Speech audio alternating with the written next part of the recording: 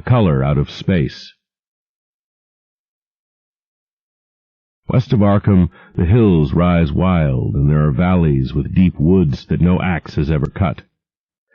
There are dark, narrow glens where the trees slope fantastically and where thin brooklets trickle without ever having caught the glint of sunlight. On the gentler slopes there are farms, ancient and rocky, with squat, moss-coated cottages brooding eternally over old New England secrets in the lee of great ledges. But these are all vacant now, the wide chimneys crumbling and the shingled sides bulging perilously beneath low gambrel roofs. The old folk have gone away, and foreigners do not like to live there. French Canadians have tried it, Italians have tried it, and the Poles have come and departed.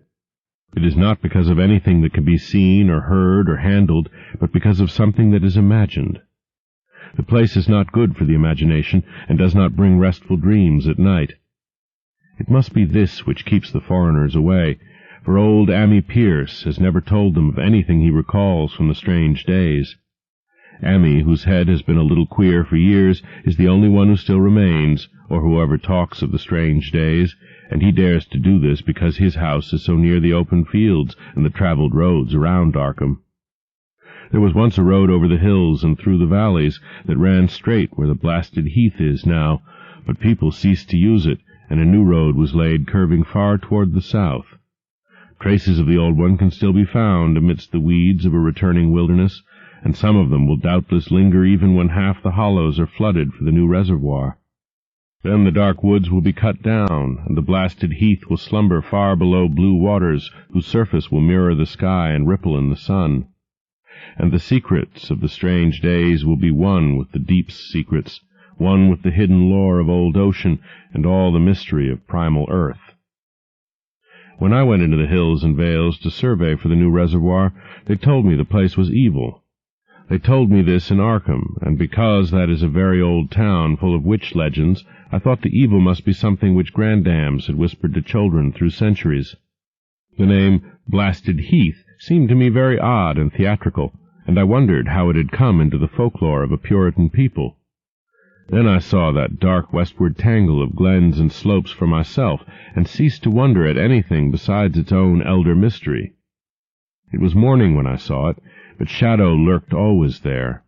The trees grew too thickly, and their trunks were too big for any healthy New England wood.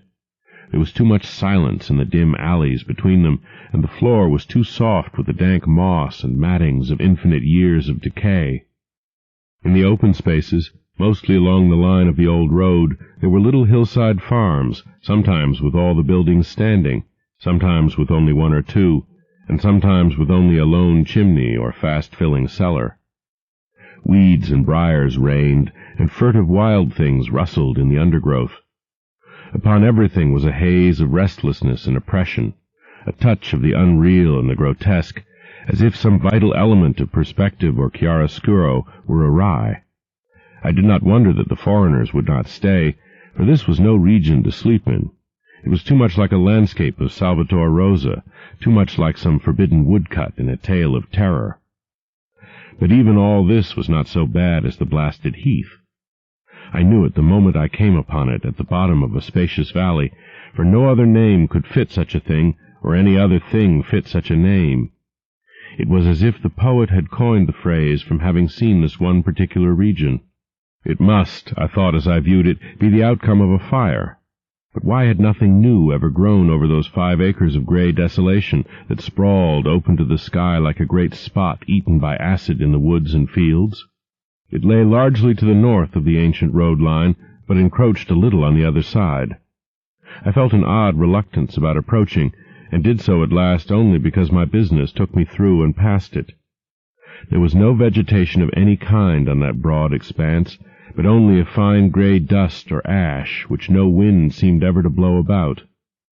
The trees near it were sickly and stunted, and many dead trunks stood or lay rotting at the rim.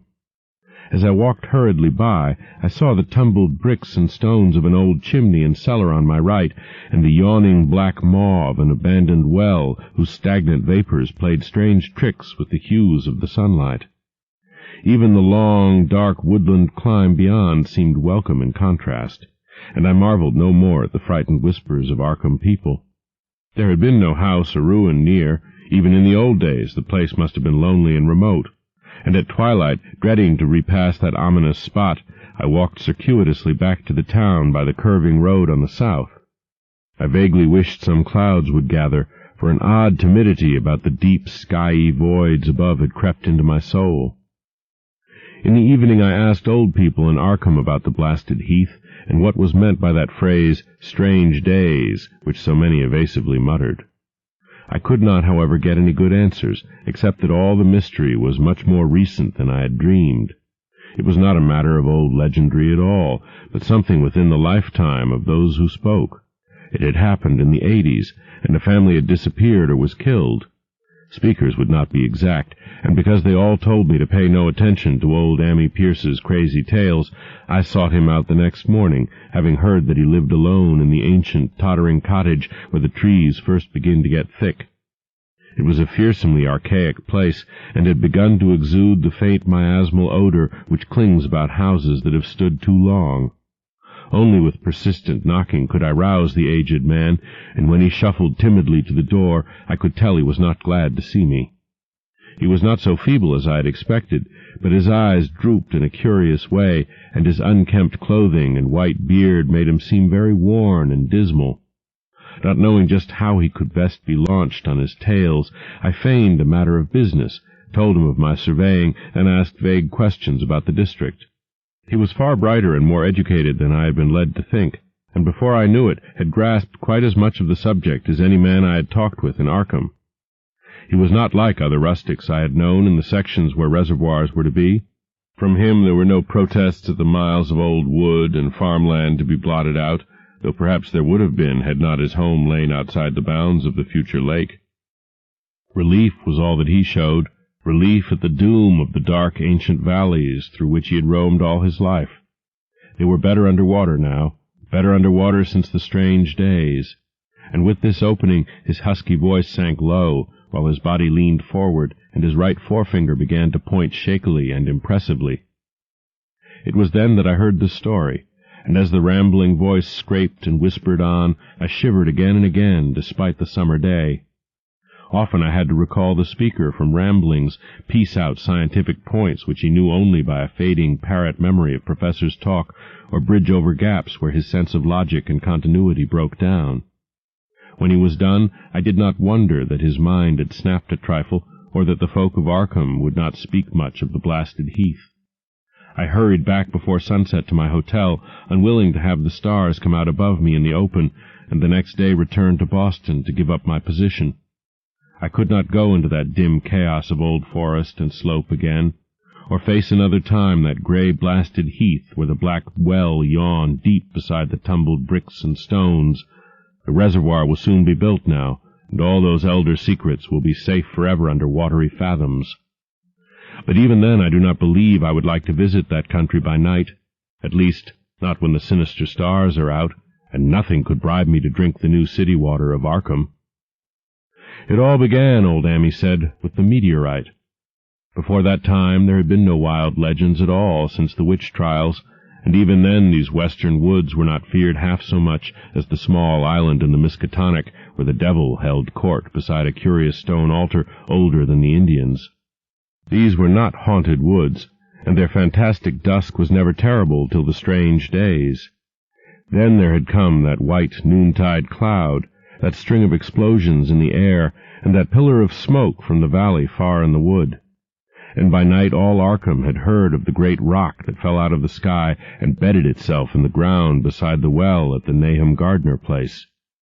That was the house which had stood where the blasted heath was to come, the trim, white Nahum Gardner house amidst its fertile gardens and orchards. Nahum had come to town to tell people about the stone, and had dropped in at Ammi Pierce's on the way. Ammi was 40 then, and all the queer things were fixed very strongly in his mind.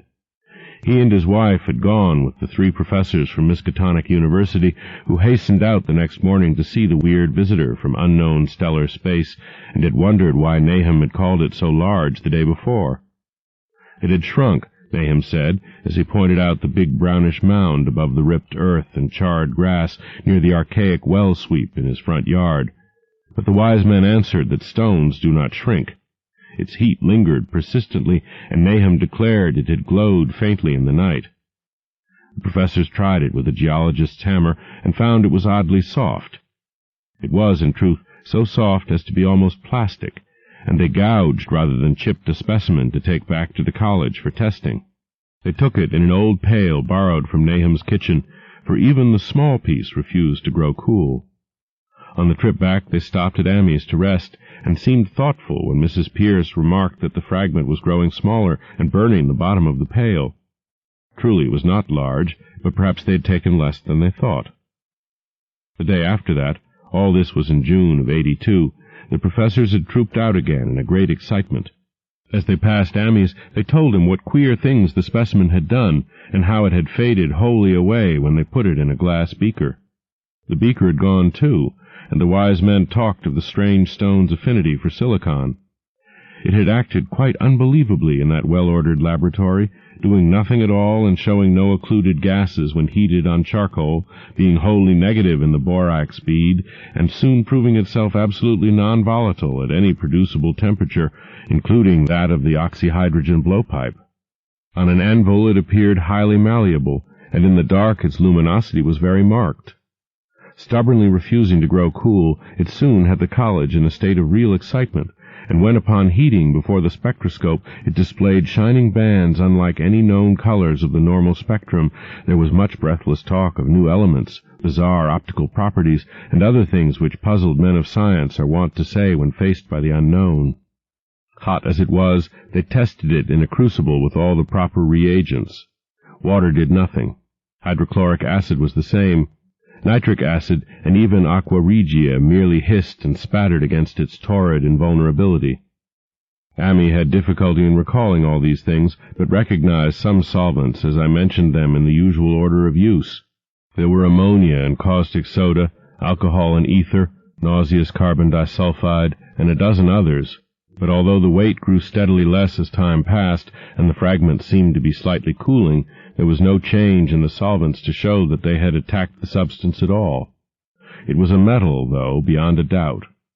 It was magnetic, for one thing, and after its immersion in the acid solvents there seemed to be faint traces of the Widmanstätten figures found on meteoric iron. When the cooling had grown very considerable, the testing was carried on in glass, and it was in a glass beaker that they left all the chips made of the original fragment during the work. The next morning both chips and beaker were gone without trace, and only a charred spot marked the place on the wooden shelf where they had been. All this the professors told Amy as they paused at his door, and once more he went with them to see the stony messenger from the stars, though this time his wife did not accompany them. It had now most certainly shrunk, and even the sober professors could not doubt the truth of what they saw. All around, the dwindling brown earth had caved in, and whereas it had been a good 7 feet across the day before, it was now scarcely 5. It was still hot, and the sages studied its surface curiously as they detached another and larger piece with hammer and chisel. They gouged deeply this time, and as they pried away the smaller mass, they saw that the core of the thing was not quite homogeneous. They had uncovered what seemed to be the side of a large colored globule embedded in the substance. The color, which resembled some of the bands in the meteor's strange spectrum, was almost impossible to describe, and it was only by analogy that they called it color at all. End of Side 3. To continue, turn the cassette over. Side 4. Tales of H.P. Lovecraft, by H.P. Lovecraft. Continuing with The Color Out of Space, on page 81. Its texture was glossy, and upon tapping it appeared to promise both brittleness and hollowness. One of the professors gave it a smart blow with a hammer, and it burst with a nervous little pop. Nothing was emitted, and all trace of the thing vanished with the puncturing. It left behind a hollow spherical space about 3 inches across, and all thought it probable that others would be discovered as the enclosing substance wasted away. Conjecture was vain, so after a futile attempt to find additional globules by drilling, the seekers left again with their new specimen, which proved, however, as baffling in the laboratory as its predecessor had been. Aside from being almost plastic, having heat, magnetism and slight luminosity, cooling slightly in powerful acids, possessing an unknown spectrum, wasting away in air, and attacking silicon compounds with mutual destruction as a result, it presented no identifying features whatsoever, and at the end of the tests the college scientists were forced to own that they could not place it. It was nothing of this earth, but a piece of the great outside, and as such dowered with outside properties and obedient to outside laws. That night there was a thunderstorm, and when the professors went out to Nahum's the next day, they met with a bitter disappointment. The stone, magnetic as it had been, must have had some peculiar electrical property, for it had drawn the lightning, as Nahum said, with a singular persistence. 6 times within an hour the farmer saw the lightning strike the furrow in the front yard, and when the storm was over, nothing remained but a ragged pit by the ancient well-sweep, half choked with caved-in earth. Digging had borne no fruit, and the scientists verified the fact of the utter vanishment. The failure was total, so that nothing was left to do but go back to the laboratory and test again the disappearing fragment left carefully encased in lead. That fragment lasted a week, at the end of which nothing of value had been learned of it. When it had gone, no residue was left behind, and in time the professors felt scarcely sure they had indeed seen with waking eyes that cryptic vestige of the fathomless gulfs outside, that lone, weird message from other universes and other realms of matter, force, and entity. As was natural, the Arkham paper made much of the incident with its collegiate sponsoring, and sent reporters to talk with Nahum Gardner and his family. At least one Boston daily also sent a scribe, and Nahum quickly became a kind of local celebrity. He was a lean, genial person of about 50, living with his wife and 3 sons on the pleasant farmstead in the valley. He and Dammy exchanged visits frequently, as did their wives, and Dammy had nothing but praise for him after all these years. He seemed slightly proud of the notice his place had attracted, and talked often of the meteorite in the succeeding weeks. That July and August were hot, and Nahum worked hard at his haying in the 10-acre pasture across Chapman's Brook, his rattling wain wearing deep ruts in the shadowy lanes between. The labor tired him more than it had in other years, and he felt that age was beginning to tell on him. Then fell the time of fruit and harvest. The pears and apples slowly ripened, and Nahum vowed that his orchards were prospering as never before. The fruit was growing to phenomenal size and unwonted gloss, and in such abundance that extra barrels were ordered to handle the future crop. But with the ripening came sore disappointment, for of all that gorgeous array of specious lusciousness, not one single jot was fit to eat. Into the fine flavor of the pears and apples had crept a stealthy bitterness and sickishness, so that even the smallest of bites induced a lasting disgust. It was the same with the melons and tomatoes, and Nahum sadly saw that his entire crop was lost. Quick to connect events, he declared that the meteorite had poisoned the soil, and thanked heaven that most of the other crops were in the upland lot along the road. Winter came early, and was very cold. Ammi saw Nahum less often than usual, and observed that he had begun to look worried. The rest of his family, too, seemed to have grown taciturn, and were far from steady in their church-going or their attendance at the various social events of the countryside. For this reserve or melancholy no cause could be found, though all the household confessed now and then to poorer health and a feeling of vague disquiet. Nahum himself gave the most definite statement of anyone when he said he was disturbed about certain footprints in the snow. They were the usual winter prints of red squirrels, white rabbits, and foxes, but the brooding farmer professed to see something not quite right about their nature and arrangement. He was never specific, but appeared to think that they were not as characteristic of the anatomy and habits of squirrels and rabbits and foxes as they ought to be. Ammi listened without interest to this talk, until one night when he drove past Nahum's house in his sleigh on the way back from Clark's Corners. There had been a moon, and a rabbit had run across the road, and the leaps of the rabbit were longer than either Ammi or his horse liked. The latter, indeed, had almost run away when brought up by a firm rein. Thereafter Ammi gave Nahum's tales more respect, and wondered why the Gardner dogs seemed so cowed and quivering every morning. They had, it developed, nearly lost the spirit to bark. In February, the McGregor boys from Meadow Hill were out shooting woodchucks, and not far from the Gardner place bagged a very peculiar specimen. The proportions of its body seemed slightly altered in a queer way impossible to describe, while its face had taken on an expression which no one ever saw in a woodchuck before. The boys were genuinely frightened, and threw the thing away at once, so that only their grotesque tales of it ever reached the people of the countryside. But the shying away of the horses near Nahum's house had now become an acknowledged thing, and all the basis for a cycle of whispered legend was fast taking form. People vowed that the snow melted faster around Nahum's than it did anywhere else, and early in March there was an awed discussion in Potter's General Store and Clark's Corners. Stephen Rice had driven past Gardner's in the morning, and had noticed the skunk cabbages coming up through the mud by the woods across the road. Never were things of such size seen before, and they had held strange colors that could not be put into any words. Their shapes were monstrous, and the horse had snorted at an odor which struck Stephen as wholly unprecedented. That afternoon several persons drove past to see the abnormal growth, and all agreed that plants of that kind ought never to sprout in a healthy world. The bad fruit of the fall before was freely mentioned, and it went from mouth to mouth that there was poison in Nahum's ground. Of course it was the meteorite, and remembering how strange the men from the college had found that stone to be, several farmers spoke about the matter to them.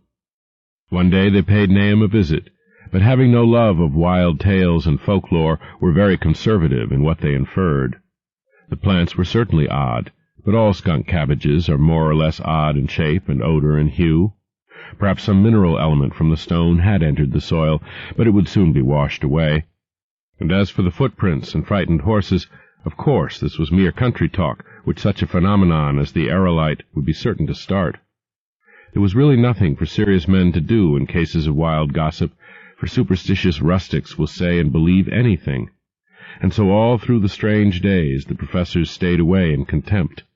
Only one of them, when given 2 phials of dust for analysis in a police job over a year and a half later, recalled that the queer color of that skunk cabbage had been very like one of the anomalous bands of light shown by the meteor fragment in the college spectroscope, and like the brittle globule found embedded in the stone from the abyss. The samples in this analysis case gave the same odd bands at first, though later they lost the property. The trees budded prematurely around Nahum's, and at night they swayed ominously in the wind. Nahum's second son Thaddeus, a lad of 15, swore that they swayed also when there was no wind, but even the gossips would not credit this. Certainly, however, restlessness was in the air. The entire Gardner family developed the habit of stealthy listening, though not for any sound which they could consciously name. The listening was, indeed, rather a product of moments when consciousness seemed half to slip away. Unfortunately, such moments increased week by week, till it became common speech that something was wrong with all Nahum's folks. When the early saxifrage came out, it had another strange color, not quite like that of the skunk cabbage, but plainly related and equally unknown to anyone who saw it. Nahum took some blossoms to Arkham and showed them to the editor of the Gazette, but that dignitary did no more than write a humorous article about them, in which the dark fears of rustics were held up to polite ridicule. It was a mistake of Nahum's to tell a stolid city man about the way the great, overgrown, morning-cloak butterflies behaved in connection with these saxifrages. April brought a kind of madness to the country folk, and began that disuse of the road past Nahum's which led to its ultimate abandonment. It was the vegetation. All the orchard trees blossomed forth in strange colors, and through the stony soil of the yard and adjacent pasturage there sprang up a bizarre growth which only a botanist could connect with the proper flora of the region. No sane, wholesome colors were anywhere to be seen, except in the green grass and leafage, but everywhere those hectic and prismatic variants of some diseased, underlying primary tone without a place among the known tints of earth. The Dutchman's breeches became a thing of sinister menace, and the bloodroots grew insolent in their chromatic perversion. Ammi and the gardeners thought that most of the colors had a sort of haunting familiarity, and decided that they reminded one of the brittle globule in the meteor. Nahum plowed and sowed the 10-acre pasture and the upland lot, but did nothing with the land around the house. He knew it would be of no use, and hoped that the summer's strange growths would draw all the poison from the soil. He was prepared for almost anything now, and had grown used to the sense of something near him waiting to be heard. The shunning of his house by neighbors told on him, of course, but it told on his wife more.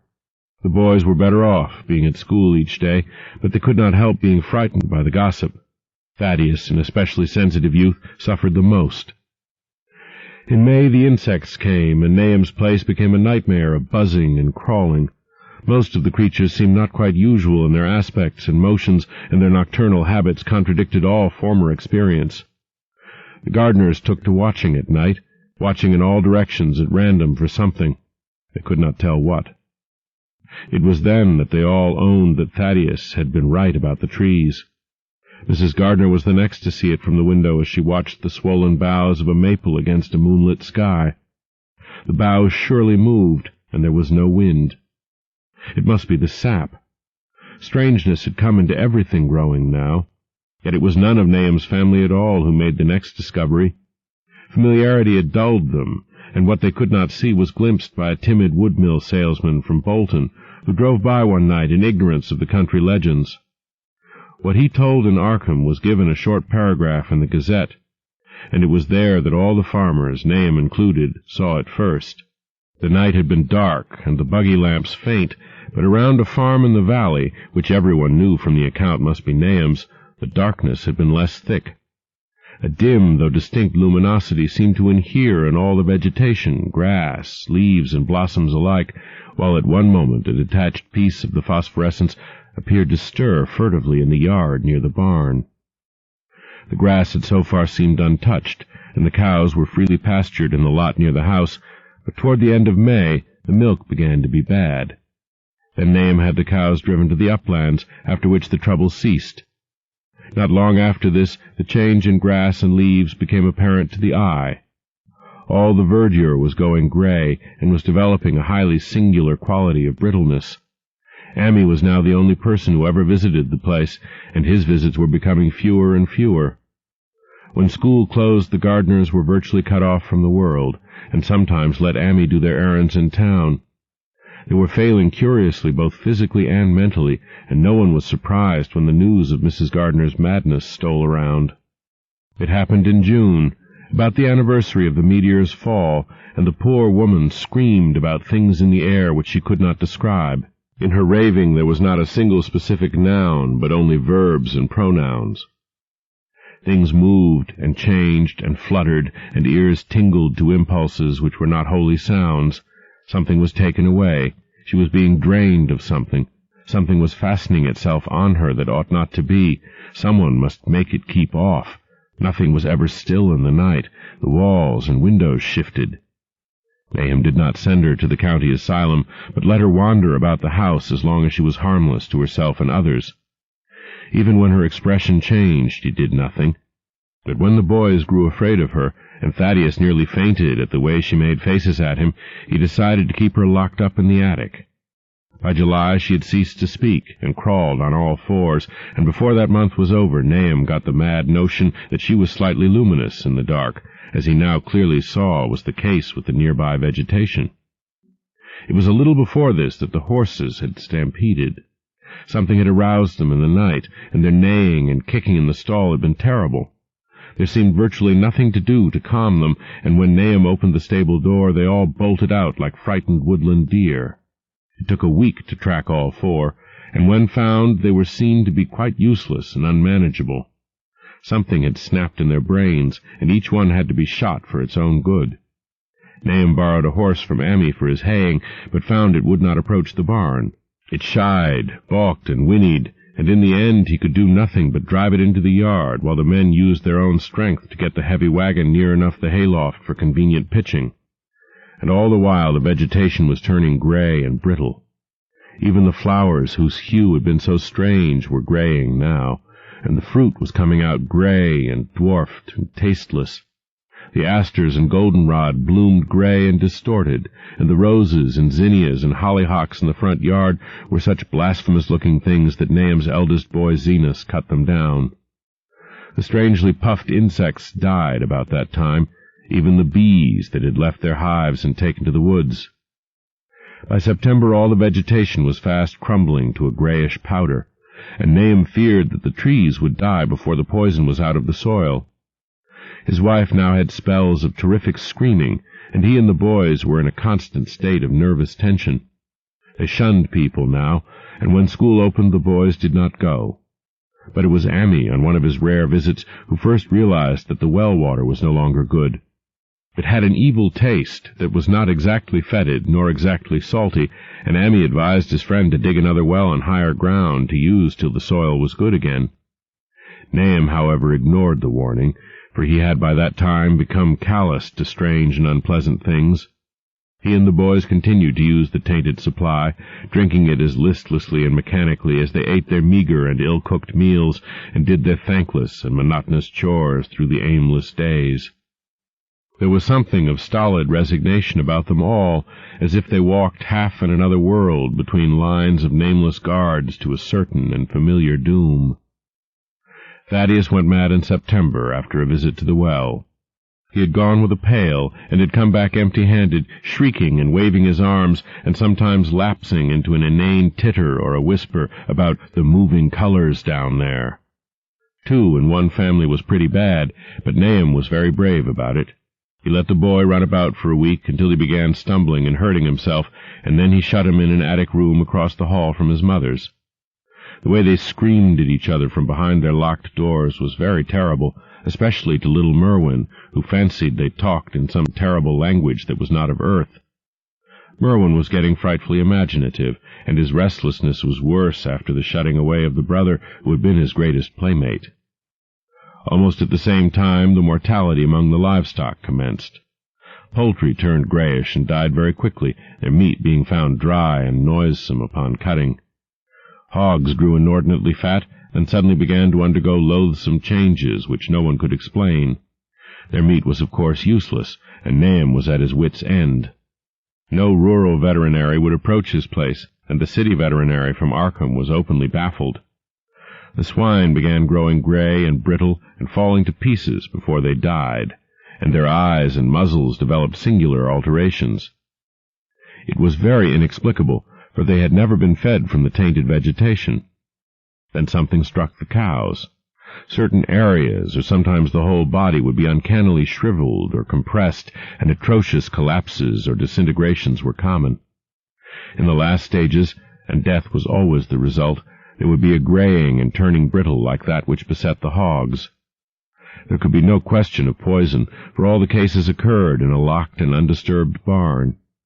No bites of prowling things could have brought the virus, for what live beast of earth can pass through solid obstacles? It must only be natural disease, yet what disease could wreak such results was beyond any mind's guessing. When the harvest came, there was not an animal surviving on the place, for the stock and poultry were dead, and the dogs had run away. These dogs, 3 in number, had all vanished one night, and were never heard of again. The 5 cats had left some time before, but their going was scarcely noticed, since there now seemed to be no mice, and only Mrs. Gardner had made pets of the graceful felines. On the 19th of October, Nahum staggered into Ammi's house with hideous news. The death had come to poor Thaddeus in his attic room, and it had come in a way which could not be told. Nahum had dug a grave in the railed family plot behind the farm, and had put therein what he found.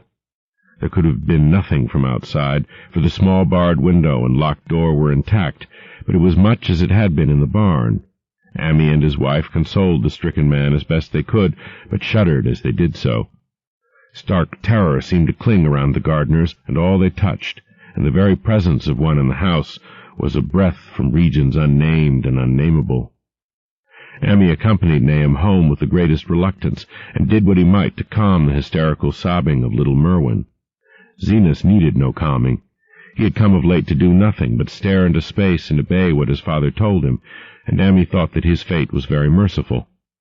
Now and then Merwin's screams were answered faintly from the attic, and in response to an inquiring look, Nahum said that his wife was getting very feeble. When night approached, Ammi managed to get away, for not even friendship could make him stay in that spot when the faint glow of the vegetation began, and the trees may or may not have swayed without wind. It was really lucky for Ammi that he was not more imaginative. Even as things were, his mind was bent ever so slightly. But had he been able to connect and reflect upon all the portents around him, he must inevitably have turned a total maniac. In the twilight he hastened home, the screams of the mad woman and the nervous child ringing horribly in his ears. 3 days later, Nahum lurched into Ammy's kitchen in the early morning, and in the absence of his host stammered out a desperate tale once more, while Mrs. Pierce listened in a clutching fright. It was little Merwin this time. He was gone. He had gone out late at night with a lantern and pail for water, and had never come back. He had been going to pieces for days, and hardly knew what he was about. Screamed at everything. There had been a frantic shriek from the yard then, but before the father could get to the door, the boy was gone. There was no glow from the lantern he had taken, and of the child himself no trace. At the time, Nahum thought the lantern and pail were gone too, but when dawn came and a man had plodded back from his all-night search of the woods and fields, he had found some very curious things near the well. There was a crushed and apparently somewhat melted mass of iron, which had certainly been the lantern, while a bale and twisted iron hoops beside it, both half fused, seemed to hint at the remnants of the pail. That was all. Nahum was past imagining. Mrs. Pierce was blank, and Ammy, when he had reached home and heard the tale, could give no guess. Merwin was gone, and there would be no use in telling the people around, who shunned all gardeners now. No use either in telling the city people at Arkham, who laughed at everything. Thad had gone, and now Murney was gone. Something was creeping and waiting to be seen and felt and heard. Nahum would go soon, and he wanted Ammy to look after his wife and Zenas if they survived him. It must all be a judgment of some sort, though he could not fancy what for, since he had always walked uprightly in the Lord's ways, so far as he knew. For over 2 weeks Ammy saw nothing of Nahum, and then, worried about what might have happened, he overcame his fears and paid the Gardner place a visit. There was no smoke from the great chimney, and for a moment the visitor was apprehensive of the worst. The aspect of the whole farm was shocking. Grayish, withered grass and leaves on the ground, vines falling in brittle wreckage from archaic walls and gables, and great bare trees clawing up at the gray November sky with a studied malevolence which Ammy could not but feel had come from some subtle change in the tilt of the branches. But Nahum was alive after all. He was weak, and lying on a couch in the low-ceiled kitchen, but perfectly conscious and able to give simple orders to Zenas. The room was deadly cold, and as Ammy visibly shivered, the host shouted huskily to Zenas for more wood. Wood indeed was sorely needed, since the cavernous fireplace was unlit and empty, with a cloud of soot blowing about and the chill wind that came down the chimney. Presently Nahum asked him if the extra wood had made him any more comfortable, and then Ammy saw what had happened. The stoutest cord had broken at last, and the hapless farmer's mind was proof against more sorrow. Questioning tactfully, Ammy could get no clear data at all about the missing Zenas.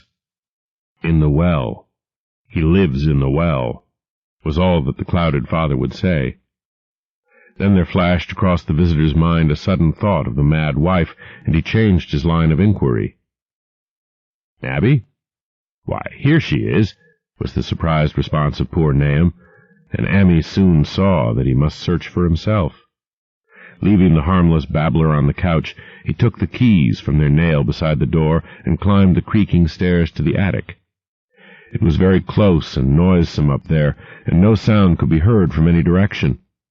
Of the 4 doors in sight, only one was locked, and on this he tried various keys on the ring he had taken. The 3rd key proved the right one, and after some fumbling, Ammy threw open the low white door. It was quite dark inside, for the window was small and half obscured by the crude wooden bars, and Ammy could see nothing at all on the wide planked floor. The stench was beyond enduring, and before proceeding further he had to retreat to another room and return with his lungs filled with breathable air. When he did enter he saw something dark in the corner, and upon seeing it more clearly he screamed outright. While he screamed, he thought a momentary cloud eclipsed the window, and a second later he felt himself brushed as if by some hateful current of vapor. Strange colors danced before his eyes, and had not a present horror numbed him, he would have thought of the globule and the meteor that the geologist's hammer had shattered, and of the morbid vegetation that had sprouted in the spring. As it was, he thought only of the blasphemous monstrosity which confronted him, and which all too clearly had shared the nameless fate of young Thaddeus and the livestock. But the terrible thing about this horror was that it very slowly and perceptibly moved as it continued to crumble. Ammi would give me no added particulars to this scene, but the shape in the corner does not reappear in his tale as a moving object. There are things which cannot be mentioned, and what is done in common humanity is sometimes cruelly judged by the law.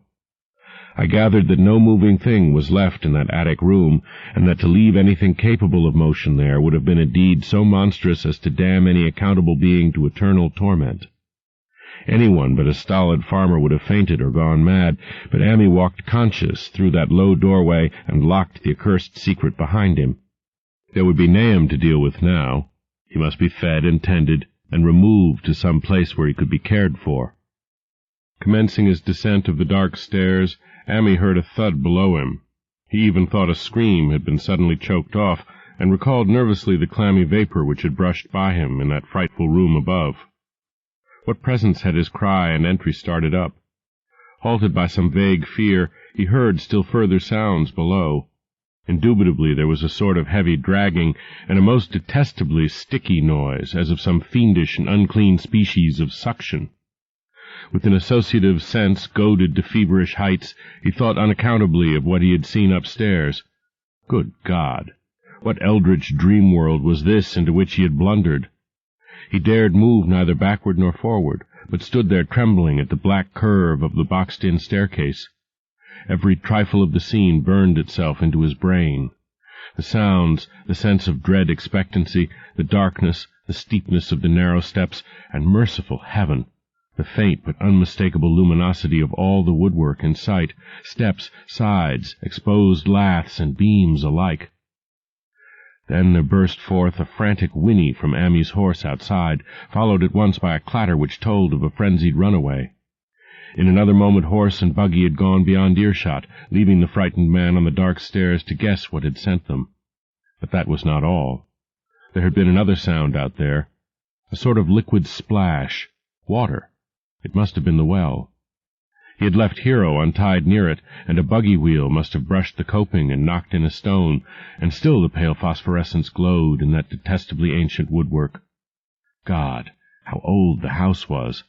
Most of it built before 1670, and the gambrel roof not later than 1730. A feeble scratching on the floor downstairs now sounded distinctly, and Ammi's grip tightened on a heavy stick he had picked up in the attic for some purpose. Slowly nerving himself, he finished his descent and walked boldly toward the kitchen. But he did not complete the walk, because what he sought was no longer there. It had come to meet him, and it was still alive after a fashion. Whether it had crawled, or whether it had been dragged by any external force, Ammi could not say, but the death had been at it. Everything had happened in the last half-hour, but collapse, graying, and disintegration were already far advanced. There was a horrible brittleness, and dry fragments were scaling off. Ammi could not touch it, but looked horrifiedly into the distorted parody that had been a face. "What was it, Nahum? What was it?" he whispered, and the cleft, bulging lips were just able to crackle out a final answer. "Nothing. Nothing. The color. It burns cold and wet, but it burns. It lived in the well. I seen it, a kind of smoke, just like the flowers last spring. The well shone at night. Thad and Murney and Zenas, everything alive, sucking the life out of everything, in that stone. It must have come in that stone, poisoned the whole place. Don't know what it wants. That round thing them men from the college dug out in the stone, they smashed it. It was that same color, just the same, like the flowers and plants. Must have been more of 'em. Seeds. Seeds. They growed. I seen it the first time this week. Must have got strong on Zenas. He was a big boy, full of life. It beats down your mind and then gets you, burns you up. In the well water. You was right about that. Evil water. Zenas never come back from the well. Can't get away. Draws you. You know some that's comin', but 'tain't no use. I seen it time and again since Zenas was took. Where's Nabby, Ammy? My head's no good. Don't know how long since I fed her. It'll get her if we ain't keerful. Just a colour. Her face is getting to have that colour sometimes towards night, and it burns and sucks. It come from some place where things ain't as they is here. One of them professors said so. He was right. Look out, Ammy. It'll do something more. Sucks the life out. But that was all. That which spoke could speak no more, because it had completely caved in. Ammy laid a red checked tablecloth over what was left, and reeled out the back door into the fields. He climbed the slope to the 10-acre pasture, and stumbled home by the north road and the woods. He could not pass that well from which his horse had run away. He had looked at it through the window, and had seen that no stone was missing from the rim. Then the lurching buggy had not dislodged anything after all. The splash had been something else, something which went into the well after it had done with poor Nahum. When Ammy reached his house, the horse and buggy had arrived before him, and thrown his wife into fits of anxiety. Reassuring her without explanations, he set out at once for Arkham, and notified the authorities that the Gardner family was no more. He indulged in no details, but merely told of the deaths of Nahum and Nabby, that of Thaddeus already being known, and mentioned that the cause seemed to be the same strange ailment which had killed the livestock. He also stated that Merwin and Zenas had disappeared. There was considerable questioning at the police station, and in the end Ammy was compelled to take 3 officers to the Gardner farm, together with the coroner, the medical examiner, and the veterinary, who had treated the diseased animals. He went much against his will, for the afternoon was advancing, and he feared the fall of night over that accursed place, but it was some comfort to have so many people with him. The 6 men drove out in a Democrat wagon, following Ammy's buggy, and arrived at the pest-ridden farmhouse about 4 o'clock. Used as the officers were to gruesome experiences, not one remained unmoved at what was found in the attic and under the red checked tablecloth on the floor below. The whole aspect of the farm, with its gray desolation, was terrible enough, but those 2 crumbling objects were beyond all bounds. No one could look long at them, and even the medical examiner admitted that there was very little to examine. Specimens could be analyzed, of course, so he busied himself in obtaining them, and here it develops that a very puzzling aftermath occurred at the college laboratory, where the 2 phials of dust were finally taken. Under the spectroscope both samples gave off an unknown spectrum, in which many of the baffling bands were precisely like those which the strange meteor had yielded in the previous year. The property of emitting this spectrum vanished in a month, the dust thereafter consisting mainly of alkaline phosphates and carbonates. Ammy would not have told the men about the well if he had thought they meant to do anything then and there. It was getting toward sunset, and he was anxious to be away. But he could not help glancing nervously at the stony curb by the great sweep, and when a detective questioned him, he admitted that Nahum had feared something down there, so much so that he had never even thought of searching it for Merwin or Zenas. After that nothing would do but that they empty and explore the well immediately, so Ammy had to wait trembling while pail after pail of rank water was hauled up and splashed on the soaking ground outside. The men sniffed in disgust at the fluid, and toward the last held their noses against the feeder they were uncovering. It was not so long a job as they had feared it would be, since the water was phenomenally low. There is no need to speak too exactly of what they found. Merwin and Zenas were both there, in part, though the vestiges were mainly skeletal. There were also a small deer and a large dog in about the same state, and a number of bones of smaller animals. The ooze and slime at the bottom seemed inexplicably porous and bubbling, and a man who descended on handholds with a long pole found that he could sink the wooden shaft to any depth in the mud of the floor without meeting any solid obstruction. Twilight had now fallen, and lanterns were brought from the house. Then, when it was seen that nothing further could be gained from the well, everyone went indoors and conferred in the ancient sitting-room, while the intermittent light of a spectral half-moon played wanly on the grey desolation outside. The men were frankly nonplussed by the entire case, and could find no convincing common element to link the strange vegetable conditions, the unknown disease of livestock and humans, and the unaccountable deaths of Merwin and Zenas in the tainted well.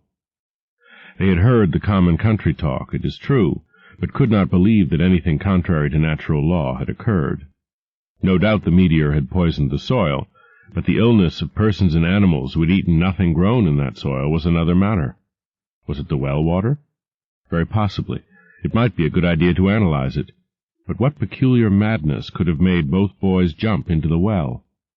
Their deeds were so similar, and the fragments showed that they had both suffered from the gray, brittle death. Why was everything so gray and brittle?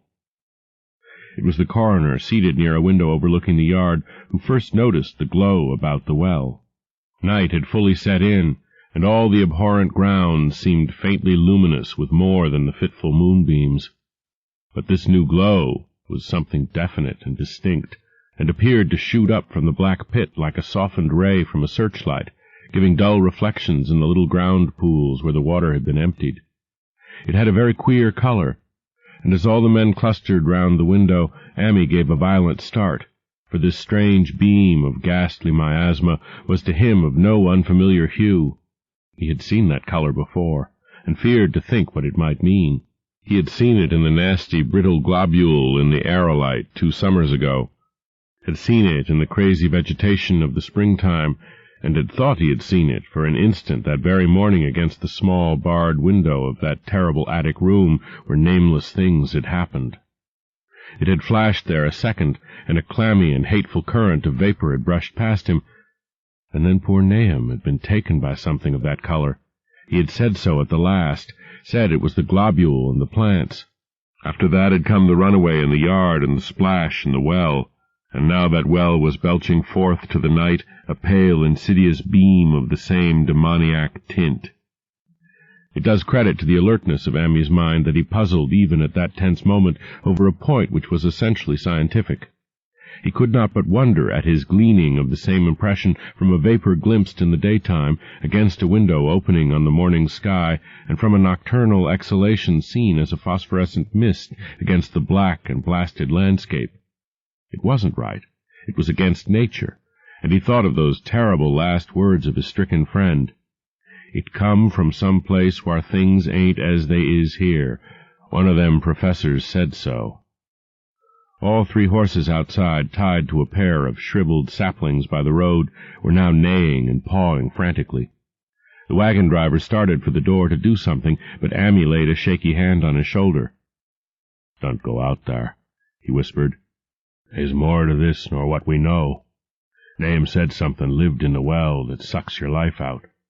He said it must be some that growed from a round ball like one we all seen in the meteor stone that fell a year ago June. Sucks and burns, he said, and is just a cloud of color like that light out there now, that ye can hardly see and can't tell what it is. Nahum thought it feeds on everything living and gets stronger all the time. He said he seen it this last week. It must be something from away off in the sky like the men from the college last year says the meteor stone was. The way it's made and the way it works ain't like no way o' God's world. It's summit from beyond."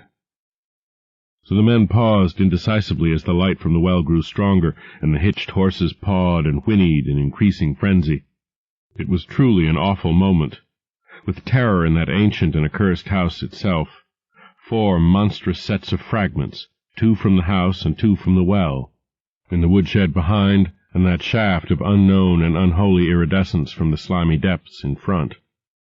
Ammi had restrained the driver on impulse, forgetting how uninjured he himself was after the clammy brushing of that colored vapor in the attic room, but perhaps it is just as well that he acted as he did. No one will ever know what was abroad that night, and though the blasphemy from beyond had not so far hurt any human of unweakened mind, there is no telling what it might not have done at that last moment, and with its seemingly increased strength and the special signs of purpose it was soon to display beneath the half-clouded, moonlit sky. All at once one of the detectives at the window gave a short, sharp gasp. The others looked at him, and then quickly followed his own gaze upward to the point at which its idle straying had been suddenly arrested. There was no need for words. What had been disputed in country gossip was disputable no longer, and it is because of the thing which every man of that party agreed in whispering later on that the strange days are never talked about in Arkham. It is necessary to premise that there was no wind at that hour of the evening. One did arise not long afterward, but there was absolutely none then. Even the dry tips of the lingering hedge mustard, gray and blighted, and the fringe on the roof of the standing Democrat wagon were unstirred. And yet amidst that tense, godless calm, the high, bare boughs of all the trees in the yard were moving. They were twitching morbidly and spasmodically, clawing in convulsive and epileptic madness at the moonlit clouds, scratching impotently in the noxious air as if jerked by some alien and bodiless line of linkage with subterrene horrors writhing and struggling below the black roots. Not a man breathed for several seconds. Then a cloud of darker depth passed over the moon, and the silhouette of clutching branches faded out momentarily. At this there was a general cry, muffled with awe, but husky and almost identical from every throat. For the terror had not faded with the silhouette, and in a fearsome instant of deeper darkness the watchers saw wriggling at that tree-top height 1,000 tiny points of faint and unhallowed radiance, tipping each bough like the fire of St. Elmo or the flames that came down on the apostles' heads at Pentecost. It was a monstrous constellation of unnatural light, like a glutted swarm of corpse-fed fireflies dancing hellish sarabands over an accursed marsh, and its color was that same nameless intrusion which Amy had come to recognize and dread. All the while the shaft of phosphorescence from the well was getting brighter and brighter, bringing to the minds of the huddled men a sense of doom and abnormality which far outraced any image their conscious minds could form. It was no longer shining out, it was pouring out, and as the shapeless stream of unplaceable color left the well, it seemed to flow directly into the sky. The veterinary shivered, and walked to the front door to drop the heavy extra bar across it. Amy shook no less, and had to tug and point for lack of a controllable voice when he wished to draw notice to the growing luminosity of the trees. The neighing and stamping of the horses had become utterly frightful, but not a soul of that group in the old house would have ventured forth for any earthly reward. With the moments, the shining of the trees increased, while their restless branches seemed to strain more and more toward verticality. The wood of the well-sweep was shining now, and presently a policeman dumbly pointed to some wooden sheds and beehives near the stone wall on the west. They were commencing to shine, too, though the tethered vehicles of the visitors seemed so far unaffected. Then there was a wild commotion and clopping in the road, and as Amy quenched the lamp for better seeing, they realized that the span of frantic grays had broke their sapling and run off with the Democrat wagon. The shock served to loosen several tongues, and embarrassed whispers were exchanged. "It spreads on everything organic that's been around here," muttered the medical examiner. No one replied, but the man who had been in the well gave a hint that his long pole must have stirred up something intangible. "It was awful," he added. "There was no bottom at all, just ooze and bubbles and the feeling of something lurking under there." Amy's horse still pawed and screamed deafeningly in the road outside, and nearly drowned its owner's faint quaver as he mumbled his formless reflections. "It come from that stone. It growed down thar.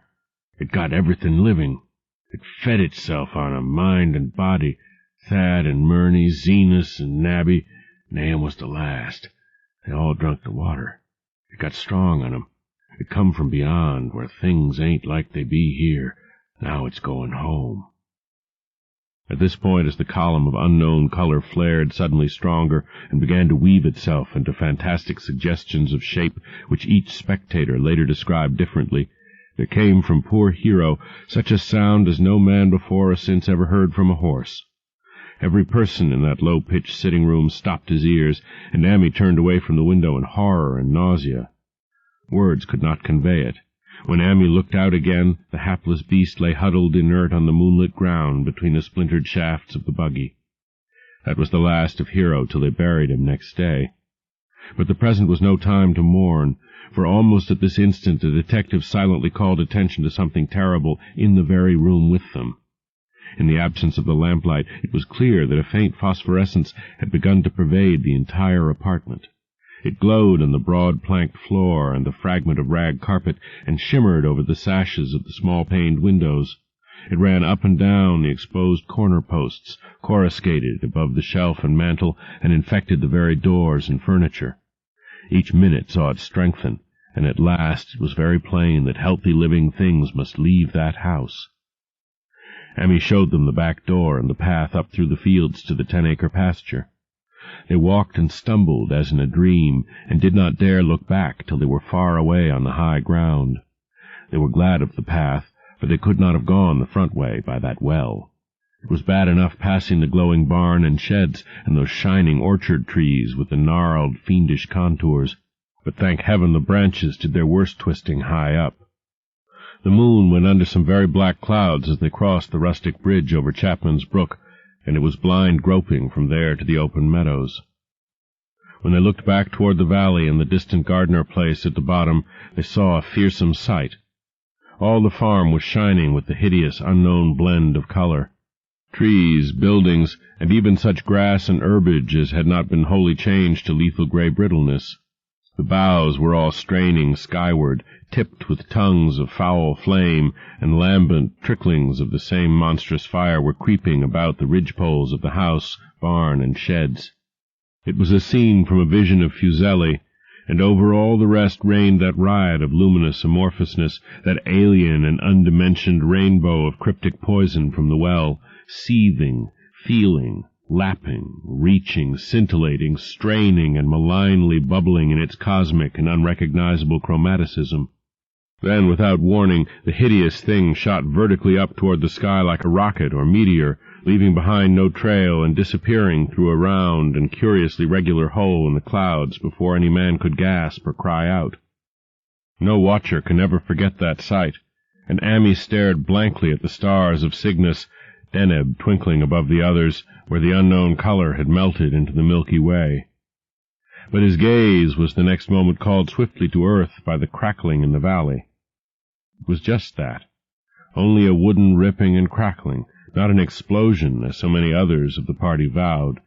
Yet the outcome was the same, for in one feverish kaleidoscopic instant there burst up from that doomed and accursed farm a gleamingly eruptive cataclysm of unnatural sparks and substance, blurring the glance of the few who saw it, and sending forth to the zenith a bombarding cloudburst of such colored and fantastic fragments as our universe must needs disown.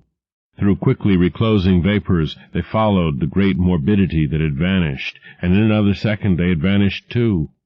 Behind and below was only a darkness to which the men dared not return, and all about was a mounting wind which seemed to sweep down in black frore gusts from interstellar space. It shrieked and howled, and lashed the fields and distorted woods in a mad cosmic frenzy, till soon the trembling party realized it would be no use waiting for the moon to show what was left down there at Nahum's. Too awed even to hint theories, the 7 shaking men trudged back toward Arkham by the north road. Amy was worse than his fellows, and begged them to see him inside his own kitchen instead of keeping straight on to town. He did not wish to cross the nighted, wind-whipped woods alone to his home on the main road, for he had had an added shock that the others were spared, and was crushed forever with a brooding fear he dared not even mention for many years to come. As the rest of the watchers on that tempestuous hill had stolidly set their faces toward the road, Amy had looked back an instant at the shadowed valley of desolation so lately sheltering his ill-starred friend, and from that stricken, far-away spot he had seen something feebly rise, only to sink down again upon the place from which the great shapeless horror had shot into the sky. It was just a color, but not any color of our earth or heavens. And because Amy recognized that color and knew that this last faint remnant must still lurk down there in the well, he has never been quite right since. Amy would never go near the place again. It is over half a century now since the horror happened, but he has never been there, and will be glad when the new reservoir blots it out. I shall be glad, too, for I do not like the way the sunlight changed color around the mouth of that abandoned well I passed.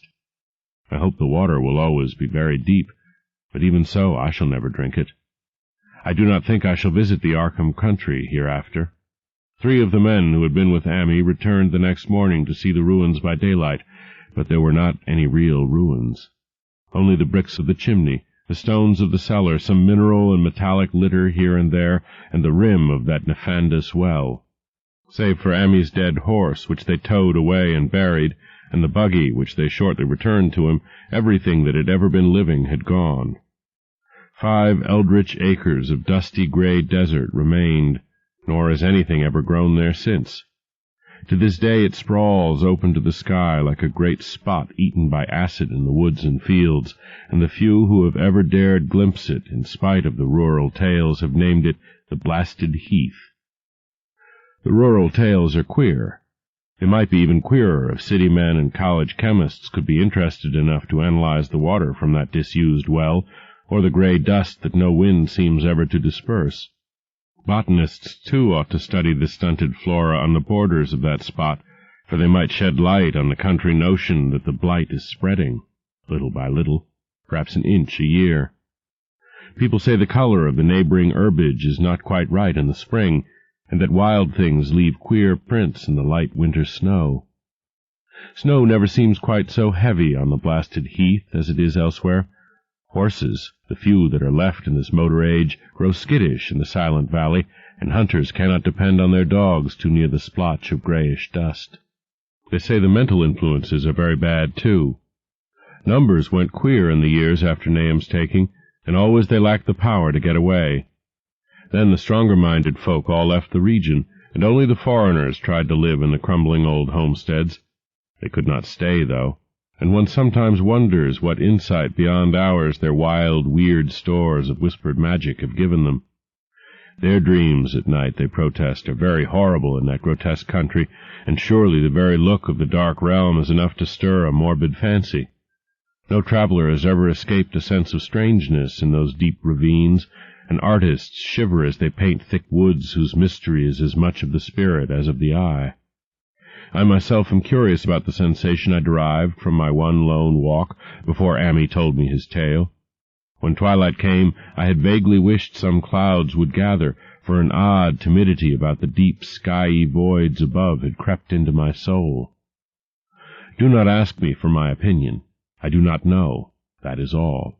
There was no one but Amy to question, for Arkham people will not talk about the strange days, and all 3 professors who saw the aerolite and its colored globule are dead. There were other globules, depend upon that. One must have fed itself and escaped, and probably there was another, which was too late. No doubt it is still down the well. I know there was something wrong with the sunlight I saw above that miasmal brink. The rustics say the blight creeps an inch a year, so perhaps there is a kind of growth or nourishment even now. But whatever demon hatchling is there, it must be tethered to something, or else it would quickly spread. Is it fastened to the roots of those trees that claw the air? One of the current Arkham tales is about fat oaks that shine and move as they ought not to do at night.